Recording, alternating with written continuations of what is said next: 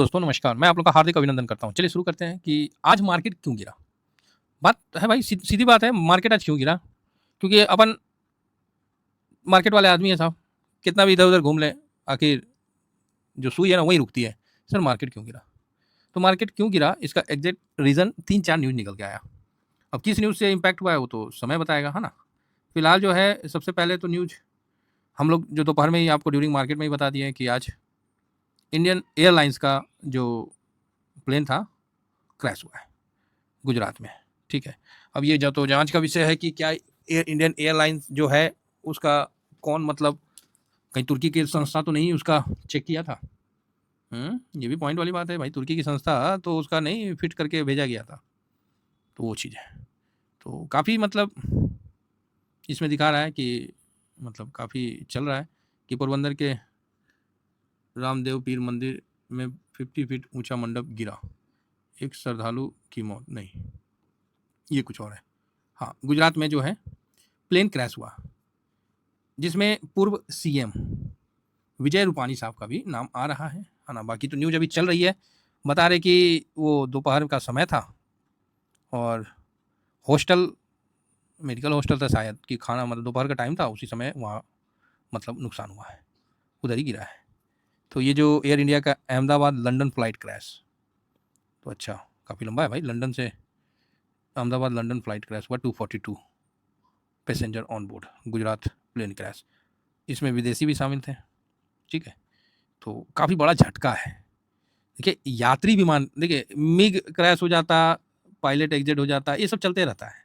यात्री विमान क्रैश होना ये बड़ी मतलब भारी मतलब बेइज्जती वाली बात है और ऐसी स्थिति में मार्केट गिरेगा नहीं तो यहाँ से सब मार्केट कभी नहीं भागेगा। किसी भी देश का मार्केट हो, अगर उस मार्केट में अगर उस देश का प्लेन क्रैश हो जाता है यात्री विमान, तो वो मार्केट कभी भी ऊपर नहीं जाएगा। ये नोट कर लीजिए। आप चाहे कितना भी डाटा देखिए, कितना भी कुछ देखिए, लेकिन जिस देश के कॉमन सेंस की बात है साहब, अमेरिका का मार्केट चल रहा है, उस समय अमेरिका का प्लेन क्रैश हो जाता है, भाई साहब मार्केट ऊपर जाएगा, वो धड़ाम से गिरेगा, क्लियर बात है, ठीक है? तो अभी देखना है, बाकी न्यूज़ वगैरह तो सब आ ही रहा है कि काफ़ी ज़्यादा मतलब क्षति वगैरह है, तो बाकी न्यूज़ हम लोग देख ही रहे हैं, है ना? मतलब जो है वो सामने है और मेरे को सबसे फ़ास्ट हमारे साथी ने ही न्यूज़ दिया, ठीक है? और अच्छी बात ये है और इसीलिए मैंने वो चीज़ को आपको कवर करके बताया। टीवीएसएम के साथी थे, उन्होंने ही हमको सबसे पहले न्यूज़ दिया, बोला सर गुजरात में कुछ हुआ है।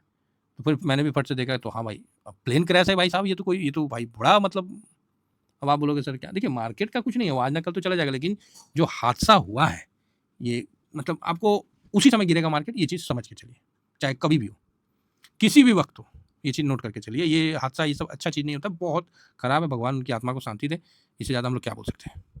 चलिए कुछ और कारण देखते हैं। तो हमारा तो गिरा-गिरा, अमेरिका का फ्यूचर क्यों गिरा हुआ है? चाइना का मार्केट नहीं चला है और भी जो है जापान क्यों गिर गया? हम तो अपना मानते हैं, बाकी देश का क्यों गिर गया? हाँ, उनका बताते हैं, उनका क्या क्योंकि यार पता नहीं मैंने 12:45 क्या बोल दिया भाई साहब, बड़ा गलती हो गया। अब से ना बोलेंगे। मैं तो एक जो अपना व्यू जैसे चलता है, उस हिसाब से मैंने टाइम लिख दिया कि मार्केट में अब एक्शन 12:45 पर होगा। शायद मेरा क्या बोले, लिख तो दिया। ये देखिए निफ्टी सुबह से 10 बजे भी मैंने देखा, 10 बजे ही बताया कि यार कुछ हो नहीं रहा है, ऐसे ही चल रहा है निफ्टी। मैं तो ऐसे ही बोला कुछ हो नहीं रहा है, ऐसे ही चल रहा है, मज़ा नहीं आ रहा है एक्सपायरी। अब 12:45 पे मैंने बोला, मैंने ये बात कब बोला था आप लोगों को कि भाई साहब 10 पौने 11 में, पौने 11 में मैंने बोला कि पौने 11 में निफ्टी चल रहा था 25,000, हाँ 10:45 नहीं 10:47, हाँ चलो 25,060 पे चल रहा था। मैंने ऐसे ही बोला कि 12:45 में देखेंगे तो 25,056 तक वहीं था, मतलब एकदम साइडवेज, जो अपना एनालिसिस था बिल्कुल साइडवेज था। उसके बाद 12:45 के बाद भाई साहब इसने तो ऐसे डाउन, ठीक है, फिर ऐसे, तो न्यूज़ जब कंफर्म हो गया तो फिर तो डाउन होना ही होना है, नहीं तो ये भी रिकवरी हो जाना था, लेकिन सही था तो डाउन होना था, पता नहीं तो क्यों बोल दिया मैंने मुझे क्या मालूम था, लेकिन अच्छा नहीं है। अब आइए सारा बाहर का भी मार्केट गिरा हुआ, उसका क्या कारण है? तो अमेरिका जो है ना, ईरान पर हमला करेगा इजराइल, ये बात को बता रहा है और अपने जो मेंबर्स हैं ना, अपने जो आदमी है या जो भी है उनका, उसको वहाँ से बोल रहा है कि ईरान छोड़ दो।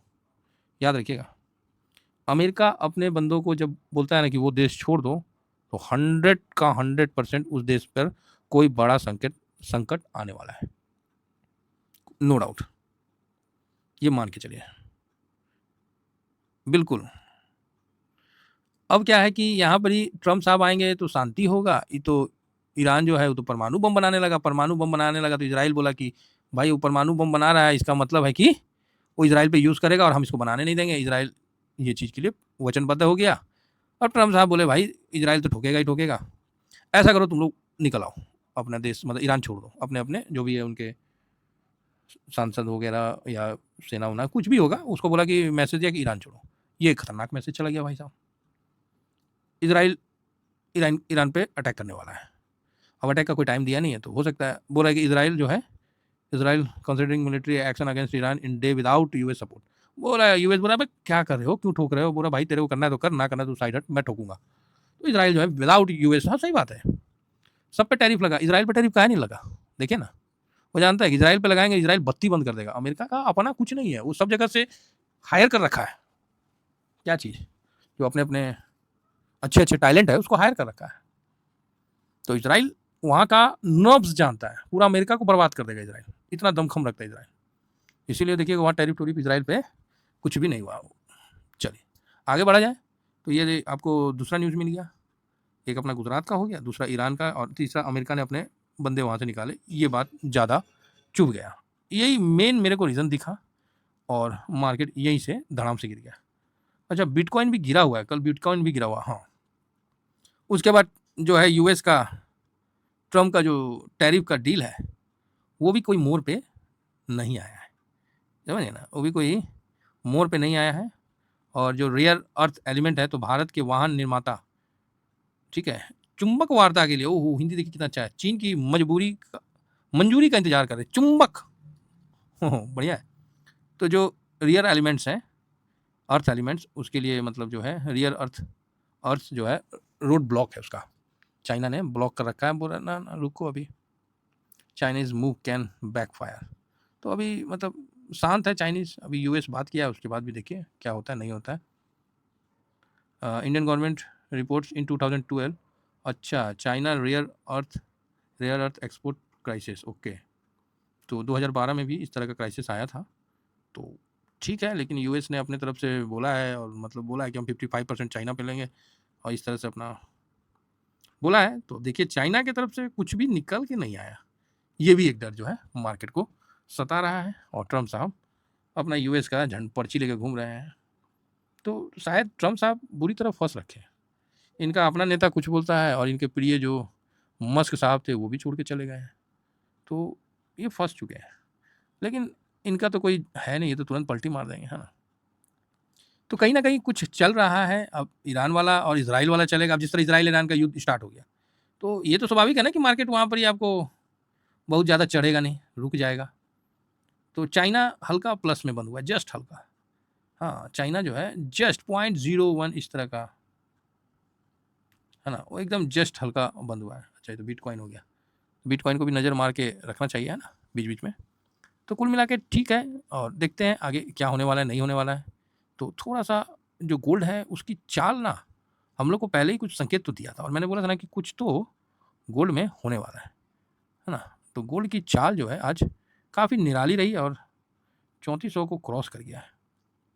तो ये कहीं ना कहीं अच्छा संकेत नहीं है। अगर लड़ाई होता है इजराइल और ईरान का, तो असर तो होगा, कोई डाउट इसमें नहीं है। फिलहाल रसिया और यूक्रेन में बुरी तरह से चल रहा है। Russia Ukraine war update, Ukraine में फिर बरसे रूसी ड्रोन, घरों और स्कूलों को भी नहीं छोड़ा। ये देखिए ये सब न्यूज़ होता है, आप ये सब क्या होता है ना, जो मिसाइल सिस्टम वगैरह होता है या ड्रोन इस तरह बिल्ड किया जाता है कि जहाँ से फायर आया है ना वहीं जाकर अटैक मारते हैं, गर्मी पकड़ के। तो क्या होता है, लोग क्या करते हैं, स्कूल में जाके करते हैं, तो भाई जो एंटी ड्रोन सिस्टम है, चाहे जो भी एंटी मिसाइल सिस्टम, वो तो वहीं जाके फोड़ेगा ना, तो वहीं जाके फटता है, तो बोलता है कि उन्होंने आक्रमण कर दिया। ये सब सिस्टम है, युद्ध में बहुत ज़्यादा पॉलिटिक्स चलता है, और अपने आप को सही रखने की पूरी कोशिश की जाती है, और सिंपैथी लेने की पूरी कोशिश किया जाता है, जिससे क्या है कि उनकी फंडिंग रुके ना और युद्ध में वो जारी रह सके।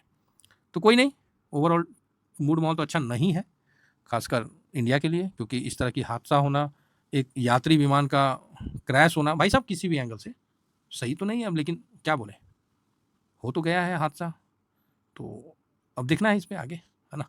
नज़र रहेगा। तो यही मेन कारण था। और एयर इंडिया का जो फ्लाइट है वो तो आप जानते ही हैं, काफ़ी इंपॉर्टेंट न्यूज़ है। और मेन कारण अपने मार्केट में, बाकी सब कारण पता था, लास्ट में दबाव बनाने का कारण कर दिया और एक्सपायरी का दिन था, बेड़ा गर्क हुआ। ठीक है, आज हमारा भी पोर्टफोलियो माइनस में बंद हुआ। तो आप बोलिएगा अच्छा हाँ, हमारा क्या पूरा इंडाइसेस ही गिरा हुआ है, तो हम लोग का पोर्टफोलियो कैसे हरा रहेगा? तो मेरा पोर्टफोलियो आज 0.71% डाउन हुआ है और दूसरा पोर्टफोलियो भी देखना पड़ेगा।